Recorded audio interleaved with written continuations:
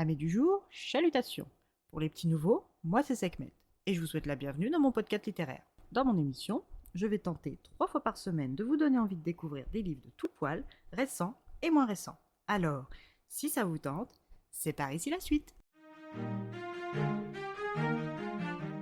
Aujourd'hui, je vais vous présenter La petite confiserie de l'allée nocturne de Iyoko Kurisu, publié aux éditions Hauteville, collection Kibun.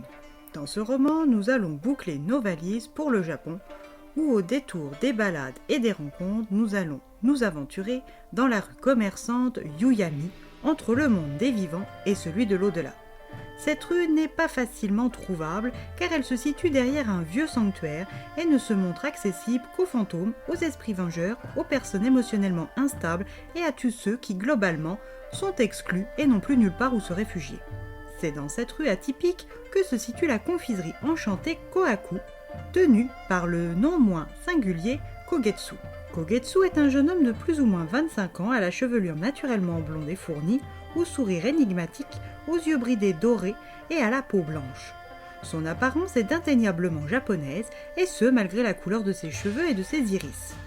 Quand il est en pleine possession de ses moyens, c'est-à-dire tous les jours sauf celui de pleine lune ou de nouvelle lune, il est capable de camoufler sa nature de kitsune en cachant ses oreilles et sa queue. La première humaine à franchir la porte de sa confiserie est Kana, une lycéenne qui se languit de son amoureux trop occupé avec ses études pour lui consacrer son temps. Depuis qu'ils sortent ensemble, Kana est aux anges, mais depuis qu'il bûche pour préparer ses examens d'entrée à l'université, elle ne le voit presque plus et ne communique quasiment plus non plus, faute de réponse. À la sortie des cours, elle lambine sur le chemin et quand elle croise le vieux sanctuaire, elle décide d'aller y déposer une prière. C'est là qu'elle tombe sur la rue Yuyami.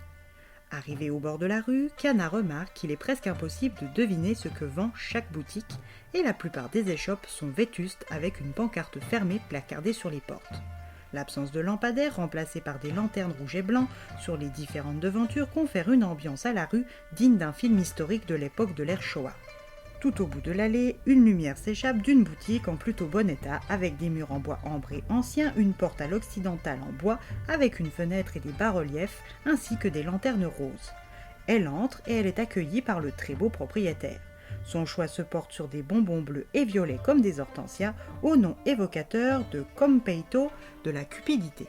Elle repart avec un plein bocal, avec pour seule consigne de n'en manger qu'un seul par jour. En respectant cette dose, elle devrait attirer à elle des choses positives. Mais une fois habituée, ne va-t-elle pas être tentée d'en obtenir plus au risque de voir des choses étranges se produire ? Le second client est Koguma Ayumu, un agent immobilier de 25 ans.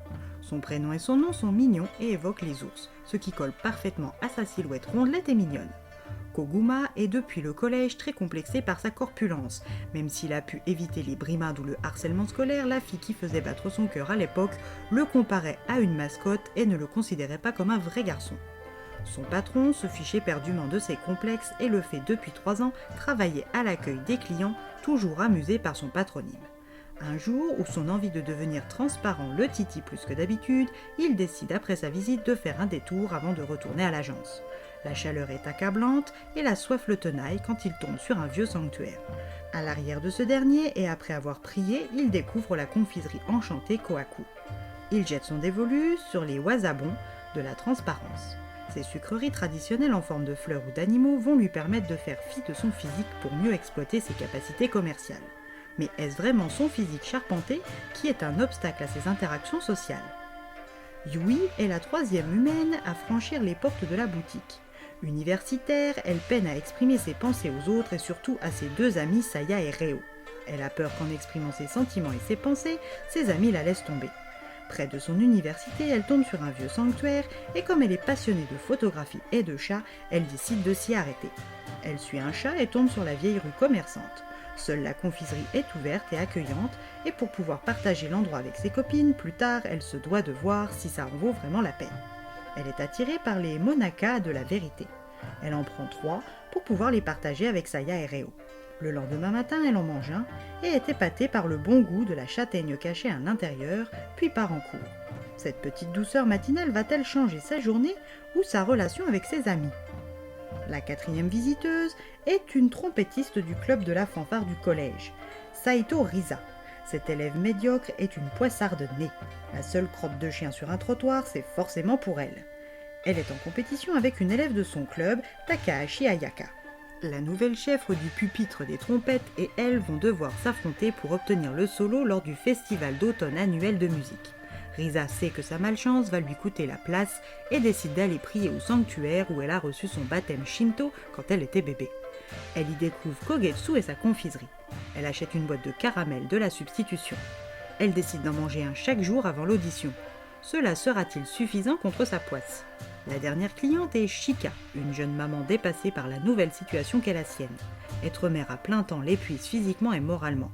Elle n'arrive plus à voir de l'amour provenant de son mari Itsuki depuis la naissance de leur petite Sakura. Lors d'une des rares promenades qu'elle s'autorise depuis qu'elle s'est mariée et est devenue maman, elle tombe sur le vieux sanctuaire et la confiserie enchantée Kohaku. Son cœur d'enfant choisit 2 pommes d'amour qui, au dire du charmant propriétaire, permettent de voir le cœur des gens. Que verra-t-elle dans le cœur de Sakura et Itsuku ?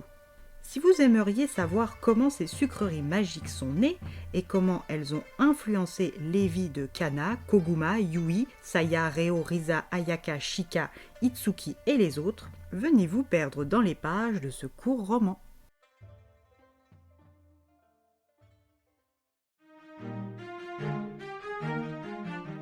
Un roman qui s'articule autour de personnages divers et variés et qui tire une leçon de chaque histoire, le tout dans une ambiance feutrée typique des romans japonais.